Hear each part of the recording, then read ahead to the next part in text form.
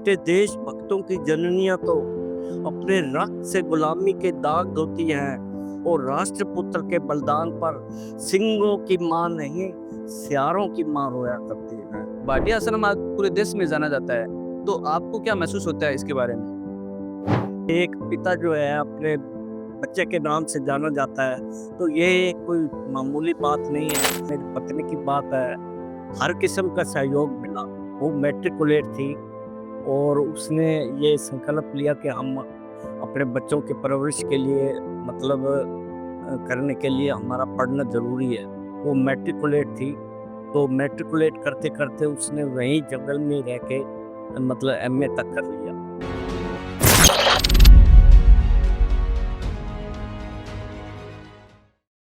नमस्कार, मैं आनंद भागवतिया आप सभी का स्वागत करता हूँ एपी पॉडकास्ट शो में। और आज हमारे बीच ऐसी शख्सियत जो अब उम्र को भी नज़रअंदाज करती हुई और उनकी एनर्जी युवाओं को भी पीछे छोड़ती हुई है। देशभक्ति की भावना उनमें जो उन्हें खास बनाती है, वो ऐसे समाज सेवी, एक बिजनेसमैन, एक अच्छे विचारक, अच्छे लेखक और एक अच्छे मोटिवेटर है। और आज हम मिलते हैं ऐसे ही शख्सियत से जिनका नाम है लाजपत राय भाटिया। भाटिया जी, आपका हमारे स्टूडियो में स्वागत है। बड़े जी, आपका जन्म कहाँ हुआ है? मेरा जन्म जब ये पाकिस्तान, हिंदुस्तान नहीं बना था, मेरा जन्म पाकिस्तान मियांवाली 5 अगस्त 1945 का जन्म है। उस टाइम मैं डेढ़ 2 साल का ही था, लेकिन ज़्यादा यादें तो ध्यान नहीं है। लेकिन इतना मेरे को एक बार ध्यान आता है ज़रूर कि हमारे सामने में एक बड़ी अच्छी फैमिली रहती थी। हमारे पिताजी भी ठेकेदार थे, अच्छी फैमिली से बिलॉन्ग करते थे। तो वो एडवोकेट थे, तो उनका एक छोटा बच्चा था, पोता होगा। तो उनकी एक छोटी कार थी, तो मैं उसको लेके सड़क के बीच में घूमा करता था, ऐसा मुझे ध्यान आता है। और बाकी मेरे को जब हम कैंप में आए यहाँ पर हिंदुस्तान गंगानगर में, तो उस चीज़ के बारे में मेरे को कोई ध्यान नहीं है। तो आपके गार्जियंस ने, पापा ने या बताया होगा आपको उसके बारे में? हाँ, उन्होंने ये ज़रूर बताया कि हमारा हमारा जो रहन-सहन था वहाँ मतलब काफ़ी संपन्न था और अड़ोस-पड़ोस भी अच्छे रिश्तेदारी थी और मोहम्मडन परिवार रहते थे। तो जब मार-काट का समय आया, तो उस टाइम हमें जो है ना मोहम्मडन परिवार ने ही बचा के हमें जो है ना कैंप में पहुँचाया और हम यहाँ हिंदुस्तान पहुँचे। देशभक्ति की भावना आप में जो है, वो कब से जागृत हुई है और कैसे? शहीदों के प्रति ज़्यादा जागृत इसलिए हुई कि जब मैंने उनको पढ़ा, कुछ कई मतलब विचारों को पढ़ा, तो मैंने जब एक काकोरी कांड को जब मैंने विचार आया मेरे सामने, तो मैंने उसमें पढ़ा कि अशफाक उल्लाह खान, पंडित राम प्रसाद बिस्मिल और ठाकुर रोशन सिंह और इन को फांसी की सज़ा हो चुकी थी। तो फांसी के दौरान जेल में ही अशफाक उल्लाह खान अ, पंडित राम प्रसाद बिस्मिल से मिलने गए, तो राम प्रसाद बिस्मिल को मौका मिला जेल में उनसे मिलने का, तो उनके गले में हाथ डालते हुए कहा, "अशफाक, तू कहता है मैं फिर आऊँगा और देश को आकर आज़ाद कराऊँगा।" क्योंकि 19 दिसंबर 1927 को उनको फांसी हो गई थी, तो उस समय देश आज़ाद नहीं हुआ था। तो अ, लेकिन मैं मुसलमान हूँ और अपने धर्म से बंधा हुआ हूँ, पुनर्जन्म में विश्वास नहीं करता। लेकिन मेरी एक देश के प्रति इतनी आस्था है कि अगर मेरे को खुदा अगर रास्ते में मिल भी जाए, तो मैं उनके आगे झोली फैला दूँगा और मैं कहूँगा कि मुझे जन्नत के बदले अगर मेरे को नया पुनर्जन्म दिया जाए, मिल जाए, तो मैं अपने आप को बड़ा भाग्यशाली समझूँगा ताकि मैं दोबारा जन्म लेकर अपने देश को आज़ाद करा सकूँ। भाटिया जी, आपकी एक समिति है, समाधान समिति, उसका मेन उद्देश्य क्या है? मेन उद्देश्य उसका यही रहा था कि हम जब समिति का निर्माण किया, हमारे कुछ 15-20 आदमी इकट्ठे हुए, तो उस टाइम चर्चा में आया कि इसका नाम क्या रखा जाए। तो सब अपने-अपने विचारों को बताते हुए, तो अंतिम हमने ये निर्णय लिया कि इसका नाम संविधान सेवा समिति रखा जाए और जिसके अनुरूप हम मतलब देश के लिए, समाज के लिए कुछ काम कर सके। तो जैसे पर्यावरण है, और दूसरा महिलाओं पर अत्याचार है, और महिलाओं की सुविधाओं के लिए कुछ काम करने के लिए मतलब ऐसा विचार मन में आया, तो उसको हमने आगे कंटिन्यू अभी तक कोई ऐसा कार्य जो कार्य। शुरू में तो हमने इसके लिए काम बहुत किए, और जैसे सबसे पहले जब 1915 में जब ये समिति का गठन हुआ, तो उस टाइम सबसे पहले हमें यही नज़र आया कि जो बाजार में जो फार्म के गेट के बाहर एक प्रसाधन है, जो जो इन बना हुआ है, तो वहाँ रेहड़ियाँ वगैरह खड़ी होती थी, वहाँ इतनी बदबू ज़्यादा आती थी कि लोग वहाँ से कोई टप गुजर भी नहीं सकता था। तो हमने संबंधान सेवा समिति इनसे नगर पालिका से संबंधान सेवा समिति के माध्यम से संपर्क किया, और इसके लिए भाई महिलाओं का और पुरुषों का प्रसाधान जो है कुछ अलग से बनाया जाए, जिससे लोगों को बाजार में इस टाइप की कोई तकलीफ ना हो। तो इसके लिए निर्माण के लिए फिर वो सरकार ने के ये नगर पालिका ने कुछ बजट भी किया और कार्य भी किया। इस तरह काफ़ी कार्य किए हुए हैं आपके, पर्यावरण से संबंधित पेड़-पौधे भी लगाए हैं आपने समाधान में। हाँ, पेड़ों के भी ऊपर जो हमने जब 2021 में भगत सिंह के भांजे जगमोहन सिंह जी लुधियाना से आए, तो हमने विचार किया था कि भाई एक अ, भगत सिंह के भांजे हाँ, भगत सिंह के भांजे सरदार जगमोहन सिंह, सरताज उसके बाद भी यहाँ आते रहे, सुरत कर बुलाया था आपने उनको। 2-3 बार यहाँ आ चुके हैं। तो उस टाइम हमने पेड़ों का एक मतलब उससे उद्घाटन करवाया, तो उसके बाद 71 पेड़ लगाए गए, जो स्टेडियम और जेल के बीच में है। तो वो पेड़ 71 पेड़ आज पूरे पेड़ बन चुके हैं, उसमें लहरा रहे हैं और सड़क की शोभा बढ़ा रहे हैं। आपका एक ग्रुप बना हुआ है फ्रीडम फाइटर्स, तो फ्रीडम फाइटर का ग्रुप का मेन उद्देश्य क्या है और उससे लोग कैसे जुड़े? फ्रीडम फाइटर ग्रुप बनाने के पीछे अ, जो एक मुख्य उद्देश्य रहा है, तो बीच में 2-3 साल तक हम काम नहीं कर पाए, और राजेश चड्ढा जी को मैंने मतलब अध्यक्ष हमें समाज में जो भी कमेटी के मेंबर थे, उनको बना दिया, और हम काम नहीं कर पाए। तो मैंने एक दिन राजेश जी से कहा कि इसको बंद कर दिया जाए, क्योंकि ये रजिस्टर्ड संस्था है और इसका हिसाब किताब भी देखना पड़ता है, तो कल को कोई प्रॉब्लम खड़ी हो जाए। तो वो नहीं चाहते थे कि भाई इसको बंद किया जाए। तो उन्होंने ये एक बार मेरे को कहा कि आप एक कार्यक्रम और करके देखो, अगर हमें उत्साह मिलता है तो हम इसको और आगे कंटिन्यू करेंगे।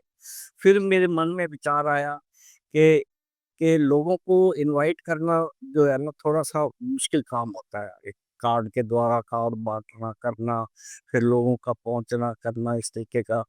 तो मेरे मन में ये विचार आया कि फ्रीडम फाइटर के प्रति हम अगर रोज़ जानकारी देते रहेंगे, तो उनके मन में कुछ इसके प्रति जो है रुचि पैदा होगी, और हम 300-400 आदमी जितने भी जुड़े हुए हैं, तो अगर हम कोई कार्यक्रम करते हैं, तो उसको उनको बुलाने में जो है ना हमारे लिए कोई ज़्यादा मुश्किल नहीं होगा। उसके ऊपर ही मतलब मैसेज डाल के हम उनको बुला सकते हैं। और फ्रीडम फाइटर बड़ा इसके पीछे जो मुख्य उद्देश्य है कि एक शहीद स्मारक बनाने का विचार रहा है।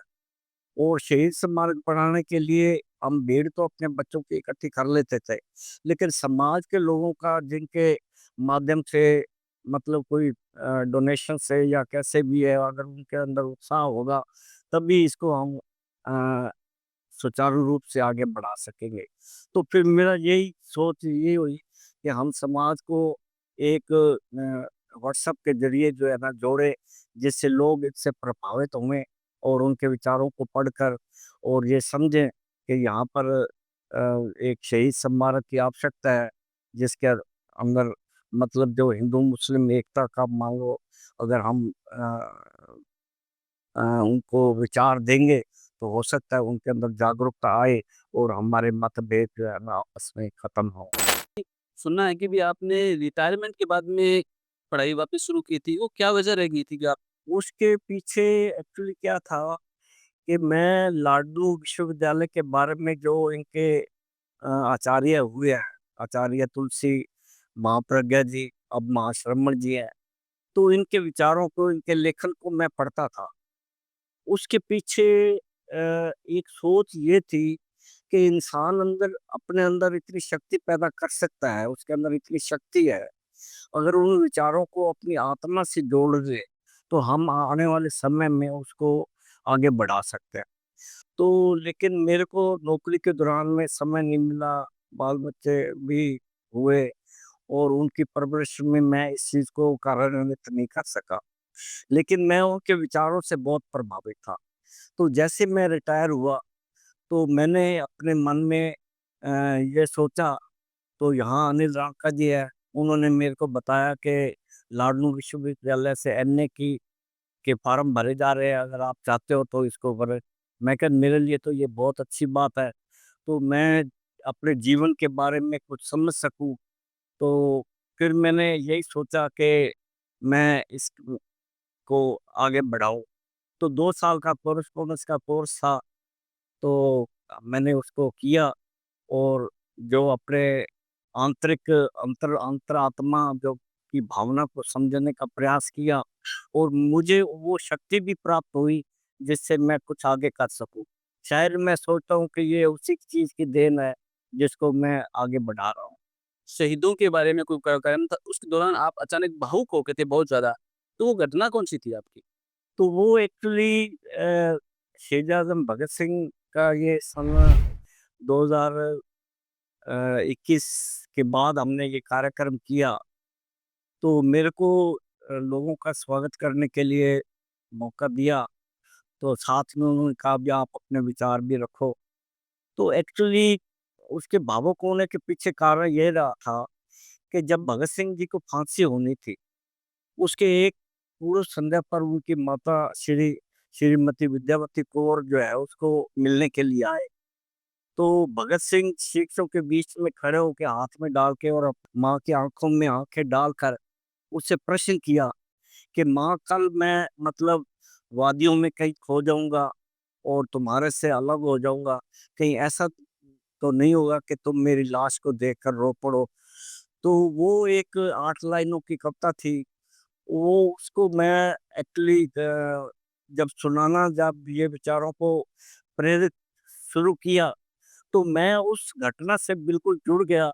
जैसे कि वास्तव में भगत सिंह की माँ उससे जेल में मिलने आई है और भगत सिंह ने उसको कहा कि मतलब तुम मतलब इस स्थिति में अगर आओ तो मुझे मेरी लाश को लेने मत लेने आना। लेकिन उसकी माँ ने जो उसको जवाब दिया उसको, तो वो एक मतलब जो कविता है, वो उसके शब्द इतने मार्मिक है और उसने ये मतलब भगत सिंह की माँ ने कहा कि जो माताएँ अपने अपने ज़िंदा होते हुए अपने पुत्रों को देश के लिए न्यौछावर अपनी जान कर देती हैं, तो उससे भाग्यशाली माँ कोई नहीं होती। ऐसा नहीं है कि मैं रो पड़ूँगी। तो वो उसकी वजह से मैं अपनी कविता पूरी नहीं सुना पाया और मैं धीरे-धीरे अंतिम, क्योंकि उसके शब्द ये थे कि जब तू मरने वाला हो, तो तेरे अंतिम समय वंदे मातरम तेरे मुँह पर होना चाहिए, तब मेरे को ये संतुष्टि होगी। तब मैं उस शब्दों को पूरी तरह व्याख्यान नहीं कर सका और मैं वो आपका वो कविता कौन-सी है आप बता सकते हो? वो कविता मैं आपको सुना सकता हूँ, देख के पढ़ के सुना सकता हूँ। लेकिन वो घटना इस तरीके की थी कि 23 मार्च 1931 को भगत सिंह को जब फांसी दी जानी थी, तो उसकी पूर्व संध्या पर उनकी माता श्रीमती विद्यावती उससे मिलने गई। तो भगत सिंह ने अपनी माँ की आँखों में आँखें डालकर प्रश्न किया, "माँ, जब तेरा लाल फांसी के फंदे पर सो जाएगा और मौत की वादियों में खो जाएगा, तब तुम कहीं ऐसा तो नहीं हो, तुम रो पड़ो और अपना आँचल आँसुओं से भिगो भिगो दोगी तो नहीं?" तो भगत सिंह की माँ ने क्या जवाब दिया, "बेटे, देशभक्तों की जननियाँ तो अपने रक्त से गुलामी के दाग धोती हैं और राष्ट्रपुत्र के बलिदान पर सिंहों की माँ नहीं, सियारों की माँ रोया करती हैं। मैं तो फिर सिंहों की सिंह की माँ हूँ, भगत सिंह की माँ हूँ, मैं तेरी शहादत पर रोऊँगी नहीं, बल्कि खुशी से वारी जाऊँगी। तू आज़ादी की दुल्हन लेके आ, मैं शगुन के लड्डू पटवाऊँगी। और जा बेटे जा, ले आ स्वतंत्रता का डोला, और मैंने अपने हाथों से तेरा रंगा बसंती जोड़ा। और आगे उसकी माँ ने बहुत मार्मिक शब्दों में कहा, जो सुनने लायक है। जन्म जन्म के पुण्यों का जब फल देता है विधाता, उसकी माँ ने भगत सिंह को कहा, जब जन्म जन्म के पुण्यों का जब फल देता है विधाता, तब जाकर कोई नारी होती है शहीद की माता। अब बात आखिरी सुन ले मेरे जिगर के टुकड़े, हंसते हंसते फांसी चढ़ना मेरे प्यारे पुतड़े, और मरते दम तक तन मन तेरा, जीवन देश पर मचले, बंदे मातरम हो होठों पर, जब प्राण तेरे निकले। क्या बात है। ये कविता आपकी खुद की लिखी हुई? ये कविता मैंने खुद नहीं लिखी है, लेकिन मैंने कहीं से कुलट की थी। ठीक, अच्छी, बहुत अच्छी। हाँ, तो वो मेरे को खुद प्रेरित किया। तो ये तो तो एक एक्साइट कर देती है आदमी। हाँ, तो वो मेरे को एक्साइटमेंट हुआ। लेकिन इस कविता को मैंने, अगर आप मेरा वीडियो इसको साथ पेश करो, तो उसमें से कुछ लाइनें मैंने किसी शब्द में ये नहीं कह कह पाया कि भाई तेरे प्राण निकले, लेकिन लोग इतने भावुक हो गए, और श्रद्धांजलि देने के लिए कम से कम 10 मिनट तक बच्चे तालियां बजाते रहे, लोग बजाते रहे, और उनकी आंखों में आंसू आ गए जब उन्होंने ये विचार सुने। तो परिवार की बात आ रही है तो हम आपके परिवार के बारे में जानना चाहेंगे। अभी आप परिवार में कौन-कौन है और क्या-क्या है? परिवार में मेरे 2 बेटे हैं, 2 बच्चे हैं, 1 बेटी है, छोटी है, और बेटा प्रवीण भाटिया से आप वाकिफ़ भी होंगे, तो वो बड़ा है। और उनकी जब मेरी नौकरी फार्म में लगी, तो मैंने सोचा कि फार्म में रहकर, क्योंकि वहाँ टेक्निकल और एग्रीकल्चर स्टाफ ज़्यादा था, मिनिस्ट्रियल स्टाफ कम था, और एजुकेशन के प्रति कोई लोगों के अंदर प्रेरणा नहीं थी। लेकिन मेरे अंदर एक जागृति कुछ इस टाइप की जागृत हुई, वही मतलब जो मैं पढ़ता था अ, इसको आचार्य तुलसी को और माँ प्रज्ञा जी को, तो उनके विचारों से मैं इतना प्रेरित हुआ कि मैंने अपने मन में सोचा कि मैं अपने बच्चों को पढ़ाकर, और एक संकल्प पूरा करूँगा कि आज के युग में जो जैसे लड़कियाँ जो हैं, मतलब दफ्तरों में काम करना उनके लिए मुश्किल हो जाता है। तो मैंने अपने मन में ये विचार किया कि मैं अपनी बेटी को पढ़ाऊँगा, और दफ्तर दफ्तर में ही लगाऊँगा। मैंने उसका नाम भी एक बाबू रखा। लेकिन वो उतनी आगे निकल गई कि वो पहली बार में उसने आरएस कर लिया। और तो उसके बाद क्या हुआ, हालाँकि प्रवीण ने 2 बार आरएस दिया, मेन में दिया, लेकिन वो सफलता नहीं हुई, लेकिन निराश हो गया। फिर मैंने बेटे ने पूरी कर दिया आपको। हाँ, मैंने उसको ये कहा कि तू अगर खुद नहीं कर सका तो कोई बात नहीं, तू आरएस बनाना शुरू कर दे। और उसने फिर वो कोचिंग सेंटर शुरू किया, और उसके बाद रिजल्ट इतना अच्छा निकला कि जो राजस्थान के अंदर लगभग 150 पौने 200 तक बच्चे सूरतगढ़ के भाटिया आश्रम से निकलते रहे हैं। तो ये मैं सोचता हूँ बड़ी गर्व की बात है। और वो ये सिर्फ वो पेड़ जो रचना ने लगाया, जो संकल्प लिया, उसी आधार पर हमने उसको आगे चलाया। आपके परिवार में आपको क्या कितना सपोर्ट मिलता है? कितना मिलता है कि भी आप अपने कार्य में रहें? जब आपके साथ में पारिवारिक कार्य में जैसे मान लो आपकी पत्नी है या बच्चे हैं, आप उनको कितना सपोर्ट करते हैं? नहीं, मैं अगर आपको सच बताऊँ, तो हालाँकि कोई और हो तो वो बता भी नहीं सकता। परिवार में जहाँ तक मेरी पत्नी की बात है, हर किस्म का सहयोग मिला। वो मैट्रिकुलेट थी, और उसने ये संकल्प लिया कि हम अपने बच्चों की परवरिश के लिए, मतलब करने के लिए हमारा पढ़ना ज़रूरी है। वो मैट्रिकुलेट थी, तो मैट्रिकुलेट करते-करते उसने वहीं जंगल में रह के मतलब एमए तक कर लिया। लेकिन जहाँ तक मेरी सोच जो आगे क चली, उसके विषय में उसका कोई मतलब वो नहीं चाहती थी कि भई आप इस टाइप की संस्थाओं से जुड़ो, मतलब किसी आध्यात्मिक या दूसरे कार्यक्रम में शामिल हो। क्योंकि हर व्यक्ति अपने आप में जानता है कि हमें अपने जीवन में अच्छा बनाने के लिए हमें क्या करना चाहिए। तो मैं उसको यही संदेश देता हूँ, जब हम अच्छे लोगों के विचार सुनेंगे, पढ़ेंगे, तो हमारे अंदर जो है ना खुद अपने आप में ताकत पैदा होगी। लेकिन अगर सही कहो तो मेरे को इस विषय में मतलब वहाँ से मेरे को कोई प्रेरणा नहीं मिली और इसका विरोध ही हुआ, मतलब कुल मिला के। भाटिया आश्रम के संस्थापक हो आप? हाँ, शुरू में कुछ ऐसा था कि प्रवीण को ये शौक था कि मैं बच्चों को, जो बच्चे स्कूल में जब वो नौकरी लगा, तो अक्सर बच्चे हर किस्म के होते हैं। तो उसने सोचा कि जो बच्चे कमज़ोर दृष्टि से हैं, मैं उनको घर पर पढ़ाना शुरू करूँ। तो उसने घर पर पढ़ाना शुरू किया, लेकिन पढ़ते-पढ़ते वो बच्चे जो है 250-300 हो गए। तो 250-300 हो गए, तो फिर उसने कहा कि भई इतने बच्चों को तो सँभालना मुश्किल हो जाता है। तो इसके लिए भई वास्तविक बच्चों को ही हम लें, तो उसके लिए ₹250 फीस निर्धारित कर दी। तो लेकिन उसके बावजूद बच्चे और ज़्यादा बढ़ गए, 250 फीस लगाने के बाद तो 500 बच्चे हो गए। फिर मैंने अपने मन में सोचा कि भई जब हम हमारे पास जो आ रही है, तो देश के साथ तो हम मान लो कोई टैक्स अगर बनता है, अगर हम ना दें तो वो एक किस्म की चोरी है। तो मैंने एक अकाउंटेंट को बुला के मैंने कहा कि ये रजिस्टर है, इसके अंदर फीस एंटर है और जितनी फीस आई है, इसका सारा हिसाब-किताब निकाल के 2-3 वर्षों का, और उसको आप अ इसका डिटेल बना के और जो जितना इनकम टैक्स बनता है वो बढ़ाओ। फिर बाद में मेरे विचार आया कि बच्चे तो दिन-ब-दिन बढ़ने लग पड़े। फिर मैंने इसका आगे निर्माण के लिए एक जगह ली और उसमें निर्माण करवाया। तो प्रवीण ने और सारों ने मिलकर मेरे को ही उसका अध्यक्ष बना दिया। भाटिया आश्रम आज पूरे देश में जाना जाता है, तो आपको क्या महसूस होता है इसके बारे में?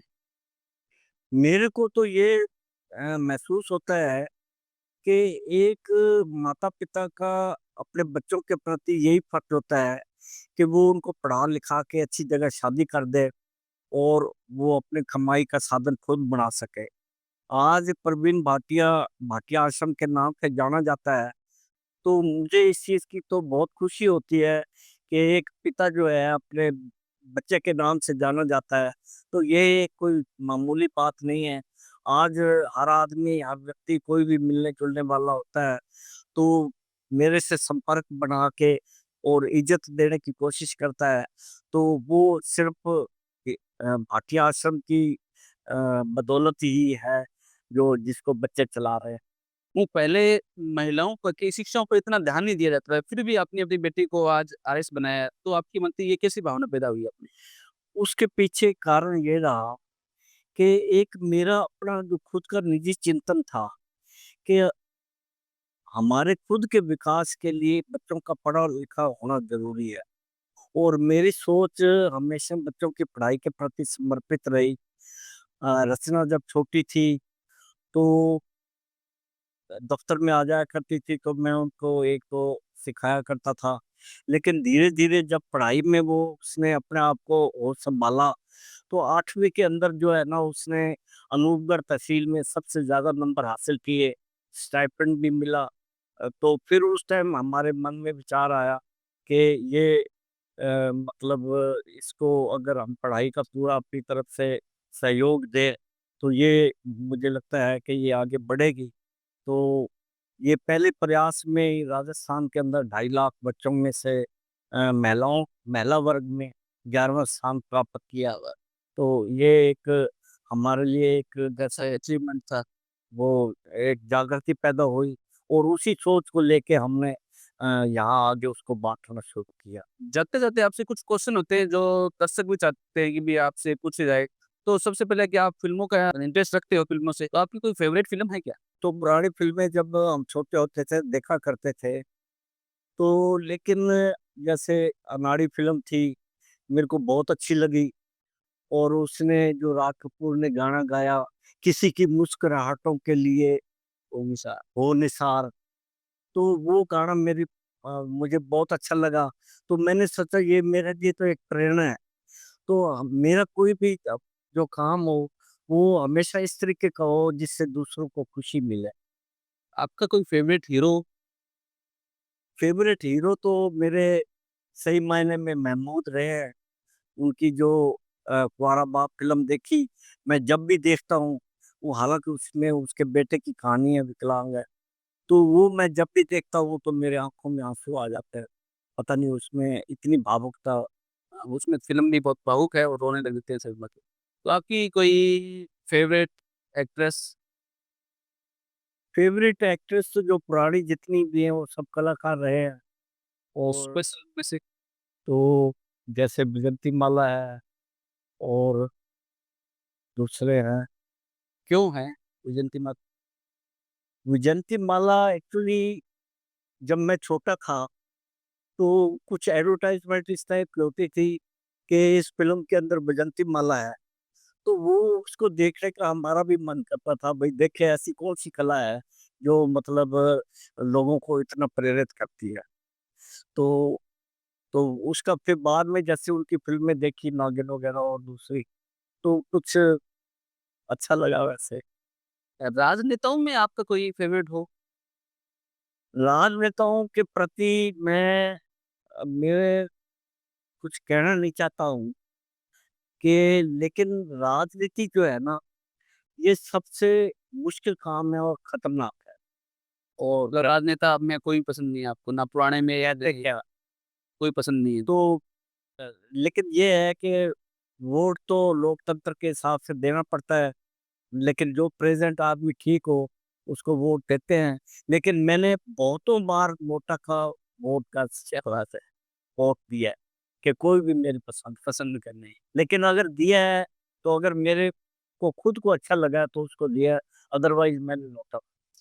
आज आप अपने चाहने वालों को क्या संदेश देना चाहोगे कि भई आज कुछ स्पेशल? मैं चाहने वालों को ये संदेश देना चाहता हूँ, देखो किसी भी चीज़ के लिए अगर आप अपना विकास करना चाहते हो, तो उसके लिए नैतिक और ईमानदारी और संयम, ये जीवन में, परिवार में बनाए रखने के लिए, उसके विकास के लिए बहुत आवश्यक है। और इंसान के अंदर इतनी ताकत है कि वो जो चाहे वो उस चीज़ को हासिल कर सकता है। मुझे याद आ रहा है रामधारी सिंह दिनकर की लाइनें कविताएँ कि इंसान के अंदर कितनी ताकत है। उनका कहना है कि खम ठोक ठेल खेलता है जब ना, खम ठोक मतलब जब कबड्डी खेलते हैं तो आदमी जैसे पट पर हाथ मारता है, तो खम ठोक खेलता है जब नर, पर्वत के जाते पांव उखड़, मानव जब जोर लगाता है, पत्थर पानी बन जाता है। तो जब ये चीज़ सोच मन में जब पैदा हो जाती है, तो उसके लिए असंभव कुछ भी नहीं रहता। लेकिन ये ज़रूरी है कि हमें विकास के लिए नैतिक ईमानदारी और संयम होना हमारे लिए बहुत ज़रूरी है। जी, आप हमारे स्टूडियो में आए, इसके लिए धन्यवाद। एक नई शख्सियत के साथ फिर मिलेंगे, तब तक के लिए धन्यवाद। मैं आपकी पूरी टीम का बहुत आभारी हूँ, जिन्होंने मेरे इस विचारों को समाज को आगे करने की कोशिश आप कर रहे हैं। इसके लिए वास्तव में मेरे लिए खुशी है और ये मेरा और उत्साह बढ़ा है कि आने वाले समय में हम इस पर ज़्यादा से ज़्यादा काम कर सकें। और बच्चों में है, हमारे बीच में परमादरणीय लाजपत राय भाटिया जी, जो देशभक्ति का एक उदाहरण है कि जिन्होंने लगातार उनके साथ उनके सहयोगियों ने कार्यक्रम रखा। इस बात से आप अंदाजा लगा सकते हैं, अभी भाई अनुज जी ने अशफाकुल्ला का वो शेर कहा कि कुछ आरज़ू नहीं है आरज़ू तो ये है, रख दे कोई जरा सी खाके वतन कफन में। इस देश की मिट्टी कोई मेरी अंतिम यात्रा में रख दे, यही मेरी ख्वाहिश है, यही मेरी तमन्ना है। तो इस बात से अंदाजा लगा सकते हैं कि देश के क्रांतिकारियों में किस तरीके का जज्बा, अपनी इस मिट्टी से प्यार होगा जो मर मिटने की तमन्ना रखते थे। और शहीद आजम भगत सिंह, राजगुरु सुखदेव की वो महान कुर्बानियां जो अंतिम वक्त में भी जेल में जब उनको, क्योंकि उनको पहले से पता नहीं था, एक दिन पहले फांसी दी गई, जब उनको वहां का सुप्रीम जेलर उठाने आया तो वो एक लीलन की किताब पढ़ रहे थे और ये कह रहे थे कि अभी रुक जाओ, हमें एक क्रांतिकारी से, एक क्रांतिकारी का मिलन हो रहा है। वो जज्बा राजस्थान की इस धरती से जो वीरों की धरती कही जाती है, जेम्स टोड लिखते हैं, यहाँ कोई ऐसी जगह नहीं है जहाँ थर्मापोली के मैदान न हो, और शायद कोई ऐसा गांव नहीं है जहाँ लियोनिडास जैसे वीर पैदा न हुए हों।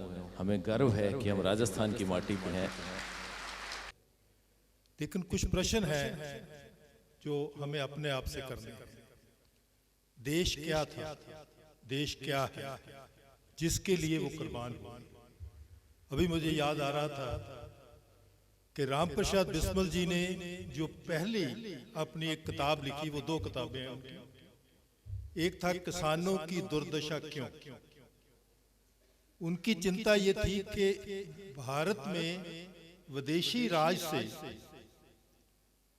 वो क्या नुकसान हो रहा है, या उसकी क्या ऐसे कारण हैं जिनसे हमने छुटकारा। और दूसरा, इनकलाबी पार्टी में एक नया आदर्श था कि हमारी महिलाएं 1857 वाली उस स्पिरिट को जिंदा करें जिसमें दुनिया में एक ऐसी आजादी की जंग है जिसमें एक नहीं, रानी झांसी एक नहीं।